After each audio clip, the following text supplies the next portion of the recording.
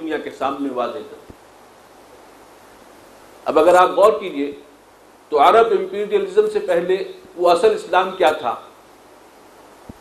وہ تھا دور خلافت راشدہ کا اسلام،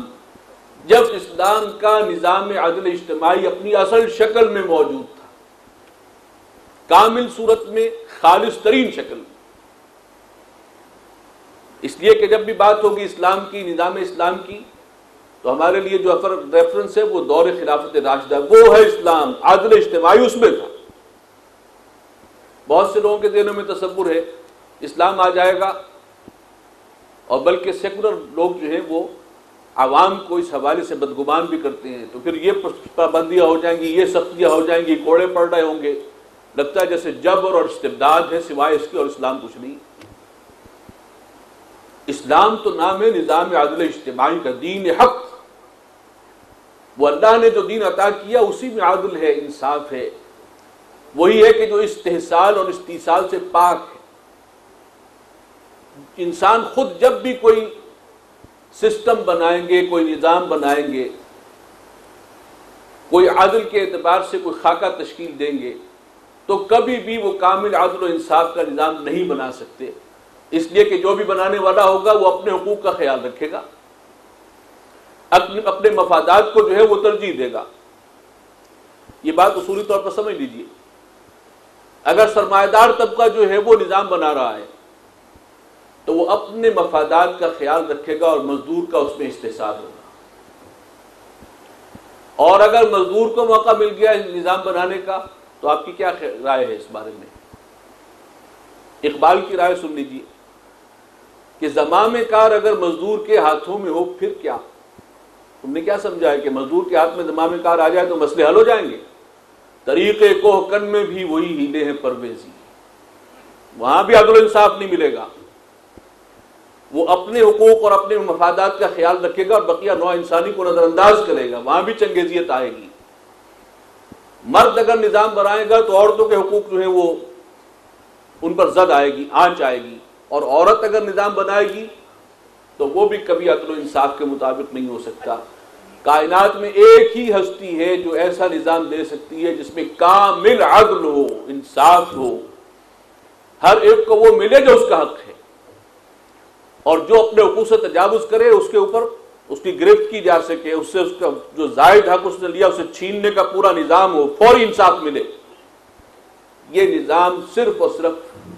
وہی ہستی دے سکتی ہے جس نے سب کو پیدا کیا، جو سب کی خالق و مالک ہے۔ اسی لیے دین حق نبی صلی اللہ علیہ وسلم کو ایک عظیم تحفے کے طور پر دیا گیا تھا، اور وہ دین حق تھا جس کی قیام کے لیے پھر صحابہ نے اور نبی صلی اللہ علیہ وسلم نے قربانیاں دی تھی، محنتیں کی، مسلمانوں سے بھی تقاضا کیا گیا تھا، اس لیے کہ اس دین حق کا ذکر قرآن مجید میں 3 مقامات پر ہے۔ وَالَّذِي أَرْسَلَ رَسُولَهُ بِالْهُدَى وَدِينِ الْحَقِّ لِيُظْهِرَهُ عَلَى الدِّينِ كُلِّهِ وَلَوْ كَرِهَ الْمُشْرِكُونَ يَا أَيُّهَا الَّذِينَ آمَنُوا هَلْ أَدُلُّكُمْ عَلَى تِجَارَةٍ تُنْجِيكُم مِّنْ عَذَابٍ أَلِيمٍ تُؤْمِنُونَ بِاللَّهِ وَرَسُولِهِ وَتُجَاهِدُونَ فِي سَبِيلِ اللَّهِ بِأَمْوَالِكُمْ وَأَنفُسِكُم۔ یہ فیصلہ ہے اللہ کا، اس نے اپنے آخری نبی اور رسول کو بھیج دیا صلی اللہ علیہ وسلم۔ وہ رسول آ چکے ہیں جن کا انتظار پوری کائنات کر رہی تھی۔ 2 عظیم تحفے ان کو دیے گئے، الہدا اور دین حق، اور اس فیصلے کے ساتھ بھیجا گیا کہ اللہ کا اب یہ دین محمد رسول اللہ صلی اللہ علیہ وسلم کے ذریعے قائم و غالب ہو کر رہے۔ یہ فیصلہ ہے۔ اب یہ نہیں ہے کہ سابقہ رسولوں کی طرح ساری عمر دعوت ہی دیتے رہیں، تذکیر اور تبشیر کرتے رہیں، اور آخر میں جا کر یہ ہو کہ پوری قوم ہلاک کر دی جائے اور رسول کو اور چند ساتھیوں کو بچا لیا جائے۔ نہیں، اب کل نظام اطاعت پر، تمام ادیان پر اللہ کا دین قائم و غالب ہوگا، نبی صلی اللہ علیہ وسلم کے ذریعے سے کرے گا اللہ۔ مشن ہے یہ اللہ کے رسول کا صلی اللہ علیہ وسلم۔ اس کے لیے قربانی کون دے گا؟ اگلی آیات جو میں نے پڑھی ہے ان کا حاصل یہی۔ اہل ایمان، اگر تم عذاب علیم سے چھٹکارا چاہتے ہو تو اللہ کے ساتھ ایک ڈیل کرو، سودا کرو۔ هل ادلکم علی تجارۃ، یہ فیصل آباد تو ویسے بھی وہ لوگ ہیں جو زیادہ تر کاروباری سے متعلق ہیں، کاروباری ذہنیت ہے، یہاں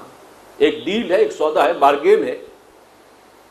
کاروبار کیا جاتا ہے مستقبل میں ایک بہتر امید پر، رزق بھی آدمی لیتا ہے، کرو اللہ کے ساتھ سودا، اور اللہ کی طرف سے ضمانت ہے کہ اگر یہ تم نے کیا تو وہ تمہیں عذاب علیم سے چھٹکارا دلا دے گا۔ سودا کیا ہے؟ تؤمنون باللہ ورسولہ، پختہ ایمان رکھو اللہ پر اور اس کے رسول پر صلی اللہ علیہ وسلم، وہ ایمان کہ تمہارا عمل گواہی دے رہا ہو کہ واقعی شخص کا ایمان آخرت پر ہے، یہ دنیا کا پجاری نہیں ہے، اس لیے آخرت کو منزل سمجھا ہے، اس کے شب و روز گواہی دے رہے ہوں کہ نبی صلی اللہ علیہ وسلم کو واقعی اس نے اللہ کا رسول مانا ہے اور آپ کی سنت کی پیروی کرنے والا ہے، وہ والا ایمان چاہیے۔ تؤمنون باللہ ورسولہ وتجاہدون فی سبیل اللہ باموالکم وانفسکم، اور جہاد کرو اللہ کی راہ میں، جان بھی لگاؤ مال بھی کپاؤ اس راستے میں، اور وہ کیوں ہے؟ تاکہ وہ مشن نبی صلی اللہ علیہ وسلم کا غلبہ دین، دین حق، وہ اس دنیا کے اندر، رب کی دھرتی ہے، رب کا نظام ہونا چاہیے، یہ ہمارے ایمان کا تقاضا ہے، یہ رب سے وفاداری کا تقاضا ہے، رسول کا مشن ہے غلبہ دین، چنانچہ یہ وہ دین حق ہے جو قائم ہوا حضور صلی اللہ علیہ وسلم اور صحابہ کی وہ جماعت حزب اللہ اور ان کی قربانیوں کے نتیجے میں، اور اس نے جو شکل سامنے آئی وہ دور خلافت راشدہ میں تھی کہ جب آپ کو معلوم ہے کہ جب صحابہ کسی زمین ملک کو فتح کرتے تھے تو وہاں کے لوگوں کو زبردستی مسلمان نہیں بنایا جاتا تھا۔ ایک واقعہ بھی ہسٹری میں نہیں ملے گا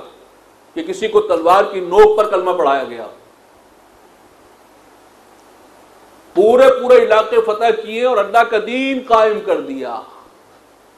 جس میں لوگوں کو عدل و انصاف مل رہا ہے، انہیں امن میسر ہے، انہیں فوری جو ہے انصاف فراہم ہو رہا ہے، ان کو حقوق مل رہے ہیں، انہیں احترام آدمیت جو ہے